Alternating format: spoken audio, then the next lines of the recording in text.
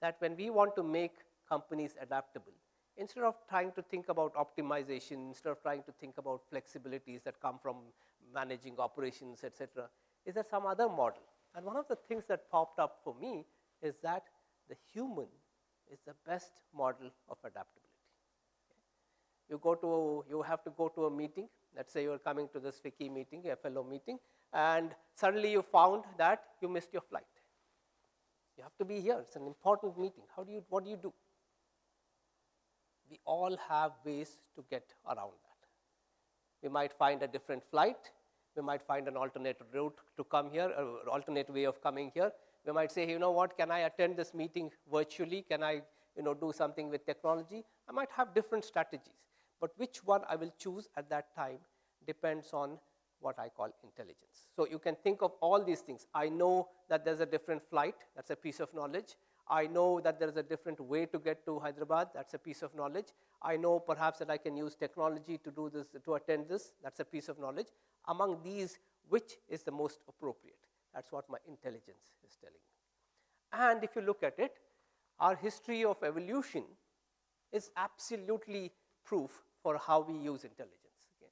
An example from North America, if you look at how North America was populated, does anybody know the story of how humans first went into North America? There's a small strip, right? If you remember the map of North America, on top of Canada is Alaska, right, to the northwest corner. And Alaska is separated from Russia by a small strip of sea called the Bering Strait.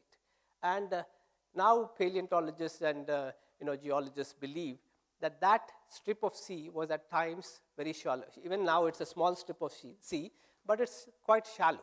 Okay? And they believe that it might have been joined at some point, or it might have been shallow enough for people to boat across or swim across. Okay? So the first humans went to North America only about 10,000 years ago. So at that time, people were more or less like you and me. So 10,000 years, we haven't changed much in terms of physical features. We're not talking about Neanderthal man, etc. Just very much like you and me. People like you and me went across into North America from Europe. But when they went in there, what were the animals there? Anybody seen Ice Age? Right? Saber-toothed tigers. And Ice Age, the movie, makes them look all lovable, etc. But those saber-toothed tigers were really, really dangerous creatures. They were about 1.5 times the present tiger, and they had 9-inch long teeth that could just go to your jugular. So there's no question of anything else, right? They use their strong forearms to trap the prey and sink their teeth into the jugular, and you're done. So and then there was, of course, the woolly mammoths, huge animals which were like 1.5, 2 times the present animals, present elephant size. So now if you take fast forward 10,000 years, there are humans, same, more or less the same structure, but there are no woolly mammoths, there are no saber-toothed tigers. What happened? That's the history of human evolution, that we use, despite having lesser resources than these animals, we use our intelligence to form groups. We use our intelligence to fashion weapons. Okay? So the history of human evolution is always replete with the use of intelligence. And just to remind you, that our species takes its name, Homo sapiens, and sapiens, of course, is the intelligence, okay? Knowledge, intelligence. So this led me to think about the whole problem in a very different way. Oh, I'm trying to make an adaptable organization, and we have a quintessential model of adaptability here in terms of a human. Can we think about modeling organizations around intelligence? So when you start doing that, and my quest still as an I was still a quant guy, microeconomist, so it immediately pops to my mind IQ, right? So if I can find something that is an organization's IQ, and I say this organization has more IQ than this organization, then I'm able to say this organization is more adaptable than this organization. This was my mindset. And very interesting things happen. Of course, it was a big, steep learning curve for me because I was coming from a computer science, operations management background and moving into the whole area of psychology, especially educational psychology. Okay? And here, when you think about the definition of intelligence, today, Intelligence is defined as this, the ability to adapt to an environment. So something changes in the environment, I make adaptations to adapt to that environment, to adjust to those changes. Or I say, you know what, the temperature in this room is really high, so let me lower the AC. I change the environment. Okay? I reshape an environment. Or I say, let's choose a totally new environment. This is not working out. Let's move my resources, my capability, like I join a university and I find this is not what I want to do, this course is not what I want to do, this program is not what I want to do. I say, okay, I move to a totally different environment. Not only does the intelligence do one of these three things, it also gives us the meta capability, which means that you sit on top of these and say, which one of these three should I be doing right now? Okay. Now, for me, as a management scientist, interesting parallels develop with strategy. Okay. So when you say adapt to an environment, this is Michael Porter's positioning. What Michael Porter said was that the world is changing, but changing in ways that we can predict. Okay. So there are 5 different forces that are going to act on us. There are, forces of suppliers, there are forces of consumers, there are threats of new entrants. Within the industry, there are competitive forces, and there are threats of substitutes. Let's say I'm a sugar manufacturer. Somebody can come and with artificial, sweeteners and threaten me. So they are not my traditional competition, but they're coming in. So there are these 5 threats, and the role of the strategy guy is to look at these 5 threats. How will these threats develop in the few years? And typically, strategic planning was 3 to 5 year plan, right? So next 3 to 5 years, how will these forces develop? And I use that to form my strategy. That's great for a slow changing world, which I can predict. It's like a cricketer playing cricket. The ball has left the bowler's hand, it's coming at me. I know it's going to move, but I can kind of estimate how it's going to move and play my stroke. Okay? That was the old way of strategy. So Porter's positioning is still valid in some kinds of fields, but it's not all. So then comes the notion of core competence. Some people who believe that Porter is all about outward looking at the forces. So let's look inward and say, what are the resources we have in the company and how can we change the world with these resources? And that led to this whole core competence thing saying that an insurance company must be doing insurance operations. What the hell is it doing running an IT company? So let's outsource IT. Okay? So this focus on core competence is nothing but reshaping the environment using your own core resources. Okay? Third is, how many here have heard of blue ocean strategy? Blue ocean strategy is basically this, right? That if you think about Southwest Airlines. Has anybody flown Southwest Airlines, right? What happens in Southwest Airlines? A peanuts fair. They were the introducer of the lowest, what Air Deccan copied in India. Okay. So when Southwest started in the 60s, late 60s, all the others were airlines. The competition Southwest decided was, let's not do this. This is blue ocean, so let me just, this is a classic example of what is called blue ocean strategy of late. Okay. Southwest said, let's not look at airlines as competition. Let's look at people who drive for 6 hours to be our competition. So if you're going to go and say people who drive a car for 6 hours from one city to another, if they're our competition, then what happens? What's the immediate pressure on us? Sorry? Time. Okay, time we are able to do it shorter than 6 hours. What do we need to compete on another way? Cost, right? Because we have to now say, how much does it cost this person to drive for 6 hours? So 6 hours, if you drive at 60 miles per hour, it's about 360 miles. And if you say 30 miles per gallon, you're talking of 12 gallons, right? 12 gallons of petrol plus a little added, for the convenience of flying within an hour and without having to drive. So you can say that Southwest has an upper limit on its ticket price at $100, whereas the other airlines have $200 and $250 on the upper limit. So now what happens? Southwest has to compete to bring the cost down. Okay? So now the whole strategy is transformed, and Southwest builds a whole big strategy around blue ocean, which says, now you say, we need to bring the cost down. That's a given. We can't do anything about that. So how do we bring the cost down? suddenly start getting some very deep business insights. When does a plane make money? When does a plane make money for an airline? When it is flying, when it's in the air. So what does Southwest do? Where the others landed and waited around for the next flight for 2 hours, Southwest turns around its plane in 17 minutes. And to do that, what does it have to do? It has to do very small things. For instance, no Southwest airline will you find seat numbers. Why? No seat numbers on planes. So you go in, why? Because if you have a seat number, you're spending a lot of time trying to find your seat, then somebody else is sitting in your seat, you argue with that, you call the flight attendant, and then some dispute is resolved. All this stuff delays seating. So they say, okay, no seat numbers. But then they have to have some equity. People who come earlier have to be rewarded. So they're board in batches of 30. Okay? So all these are minute things that go to add to that particular thing. So the whole notion of blue ocean strategy is something that's afforded by intelligence. Okay? So intelligence doesn't lock you into one of these things. What it does is, let us be context sensitive. Let us look at the context and say, what exactly is this context demanding? And choose, oh, now I need to be adaptable, so let me use the positioning method. Or now I have to be using blue ocean, so let me go and throw this competition out and start something new. Or now I have to be relying on core competence. It allows us to be dynamic in that way.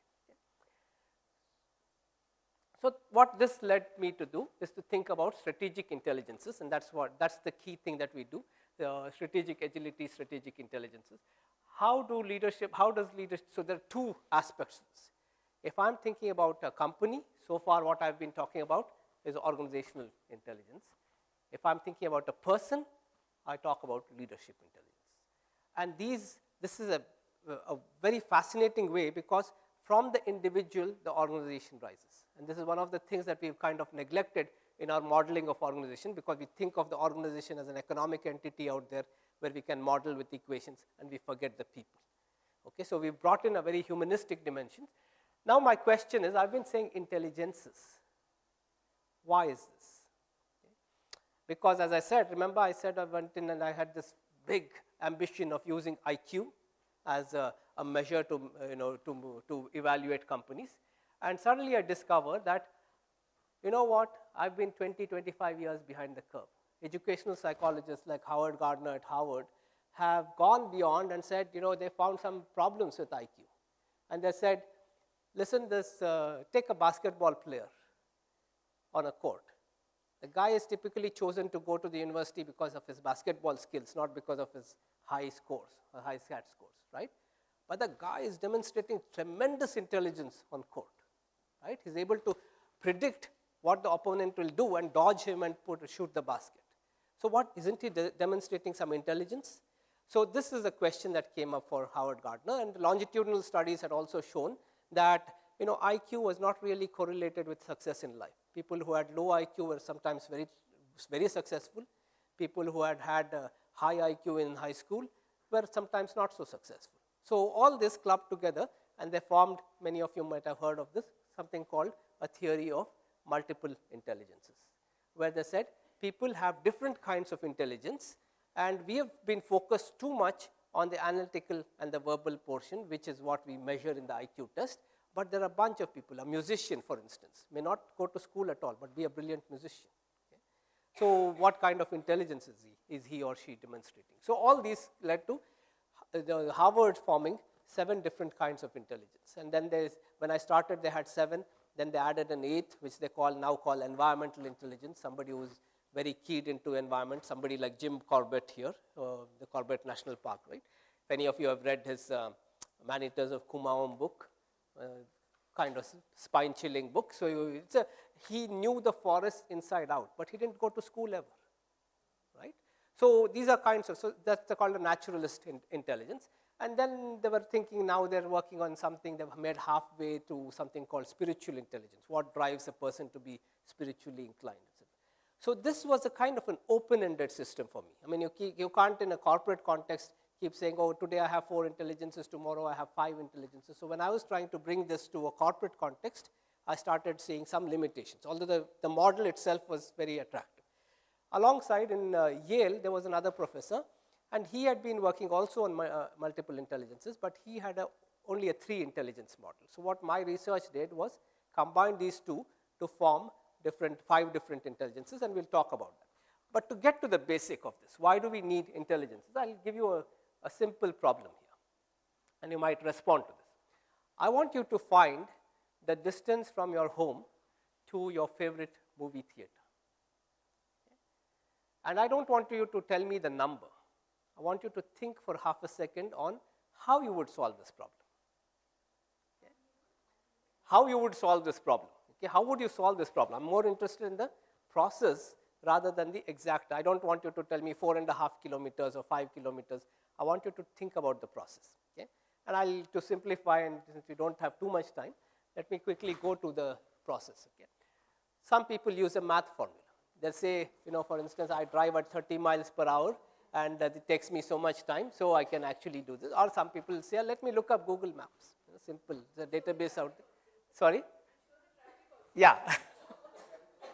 Yeah. So you can see that, and so you can see it on the internet, and you say, hey, listen, that's the distance I can clearly understand the distance here. Some people say, let me drive there and look at my odometer, right?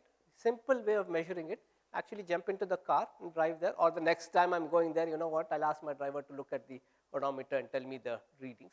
So that's an operational kind of response. Okay? A third one would be, draw a picture, or you say, yeah, or you say, draw a graph maybe, you don't have to draw an exact picture, but or you do something called translation, which you say, oh, I know that the market on the other side is about the same distance as this movie theater from my house, and it takes me 12 minutes to drive there, and approximately this is the distance. So I project from another domain into this. Okay? And classically, this is what we do in invention, where you're translating from one domain to another. Okay? The fourth one is a very simple thing. You say, hey, I don't know it, but let me ask somebody. I'll call my friend and ask, do you know the distance, right? So these are 4 different kinds of intelligences, and yeah, ask the driver how far would you think this is, right? So simple. So you ask somebody, and this is a different kind. Now, none of these is more valid than the other. All of them are equally valid. Okay? So what happens? Now we suddenly start seeing the whole problem in a different way. That the same problem given to different people will lead to different kinds of responses. And none of them is, you can say, oh, that's the right approach and this is the wrong approach. No, all of them are equally right? So the question then for us, when I started taking this, was if I translate this into a corporate context, into my framework of intelligences or leadership, I find that you need to have the first one where you're looking up a database or you're trying to use a formula is where you're using analysis. So you're using analytical intelligence. The second one, where you're jumping into the car and driving and seeing the whole thing, is something called operational intelligence. The third thing is when you're asking a friend, it's communicative intelligence. And the fourth one is when you're actually translating from one domain to another, doing some creative problem solving, then you're using inventive intelligence. So for a couple of years, I was hunky-dory on this. The model was showing great results when I applied it to various companies. I could say that this company is doing really well, that company is not doing so well because it has all 4 intelligences, that company doesn't have all 4 intelligences, and lots of business successes I was able to explain with this. Then something happened, very transformative for me. And this is a significant learning moment for me. 2 companies which had come out as fantastic exemplars of this model suddenly tanked overnight.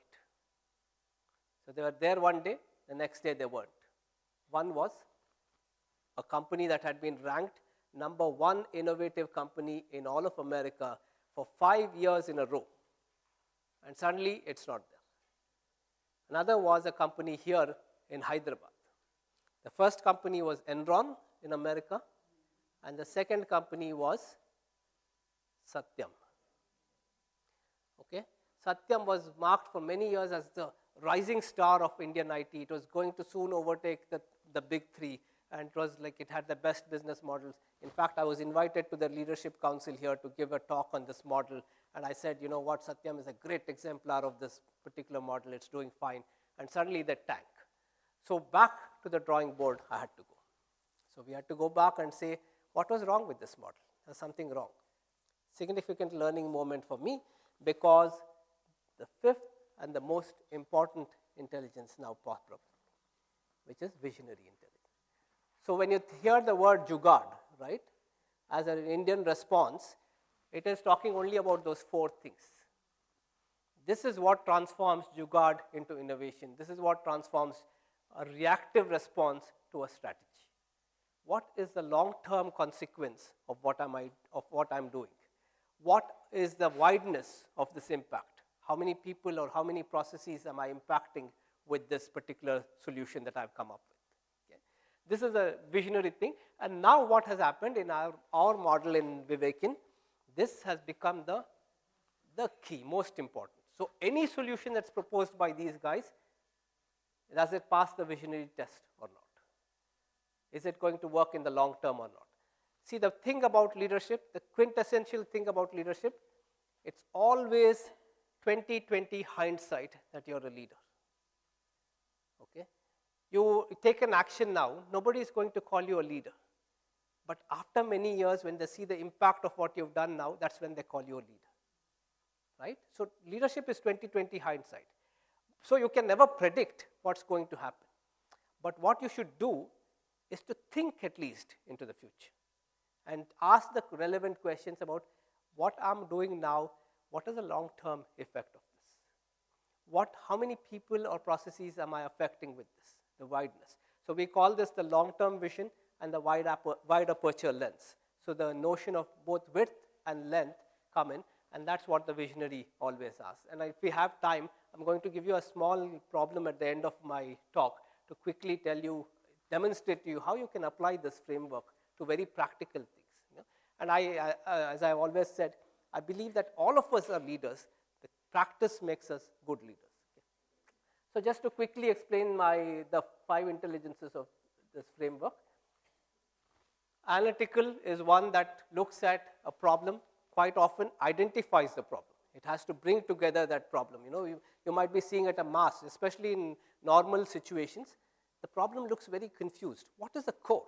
What is the thing that I have to solve? That's what analytical intelligence tells us, coming to terms with the problem. And then it says, have we solved this problem in the past? If we have, then we don't need to reinvent a solution. Just apply that solution. If we have tried this solution and it has not worked in the past, we don't waste our time applying that solution. So it is the identifying solutions that have worked in the past, not applying solutions that have not worked in the past, and typically what happens